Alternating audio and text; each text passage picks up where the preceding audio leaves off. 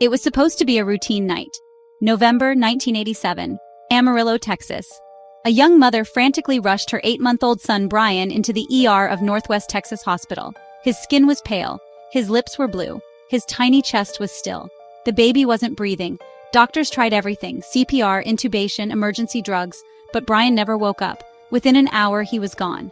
The mother sobbed uncontrollably in the hallway. Nurses whispered, doctors exchanged glances. The father, George Franklin, who had been babysitting the child just an hour earlier, stood in shock, barely able to speak. He had no idea this would be the last night he'd ever see the outside world as a free man. The tragedy shattered the family. But in that grief, suspicion crept in like a slow poison. Emergency room staff noted bruising on Brian's forehead. There was internal bleeding. A CAT scan revealed swelling in the brain. One young doctor muttered 3 words that would change everything: shaken baby syndrome. The phrase had recently entered mainstream medical vocabulary.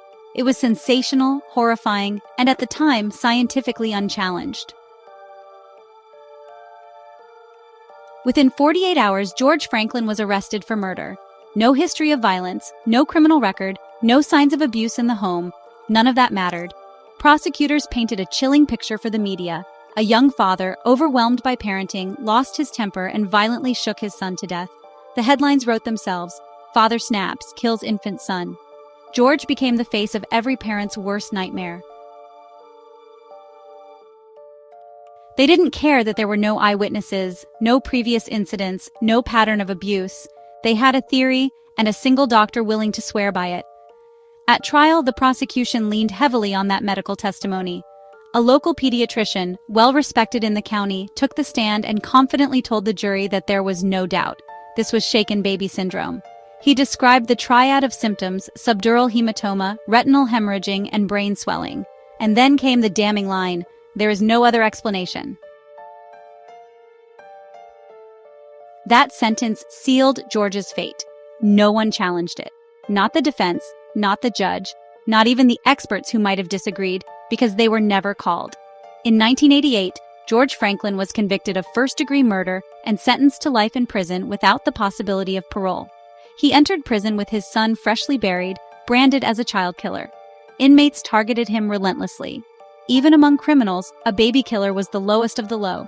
He was attacked, isolated, kept in solitary confinement for his own safety, and transferred across 4 different facilities over the next 3 decades.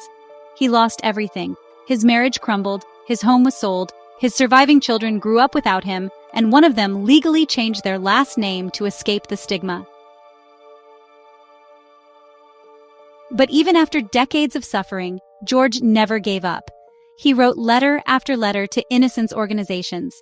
He read legal books in the prison library. And every year, he prayed that someone, somewhere, would look again. In 2016, that prayer was answered. A young attorney from the Innocence Network stumbled across George's case.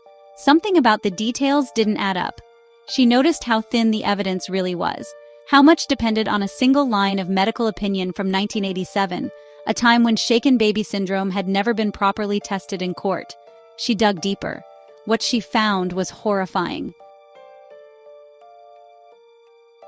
The triad of symptoms wasn't a smoking gun. It wasn't even science anymore. Over the years, multiple pediatric neurologists had debunked it. New research showed that short accidental falls could cause the exact same symptoms. Conditions like undiagnosed bleeding disorders, rare infections, or even birth trauma could explain Brian's injuries. And then came the bombshell. A retired forensic pathologist reviewed Brian's autopsy. He found signs of a cerebral aneurysm, which is a bulge in a blood vessel in the brain that can rupture without warning. It can actually mimic the symptoms of abuse, and it can cause sudden death. And in infants, it's extremely hard to detect without modern imaging tools, which just weren't available back in 1987. Worse yet, the bruises on Brian's forehead? They were actually caused by aggressive CPR, not by trauma. The very efforts to save the child were being used to condemn his father. It took another 4 years of appeals, hearings, and expert testimony before a judge finally agreed to vacate George's conviction. In 2021, George Franklin walked out of prison after 29 years. He was 67 years old. His hair was gray, His body was frail. He had never held a smartphone, never used the internet, never met his grandchildren. Reporters asked him how he felt. He said nothing for a long time. Then finally, in a voice choked with emotion, he whispered, "I didn't even get to bury my son." George wasn't a killer. He was a grieving father, wrongfully accused, betrayed by science that had since been discredited, and by a justice system that never stopped to question it. The doctor who testified against him, still practicing medicine, still testifying in court, still using bite-sized certainty in a world that rarely gives simple answers.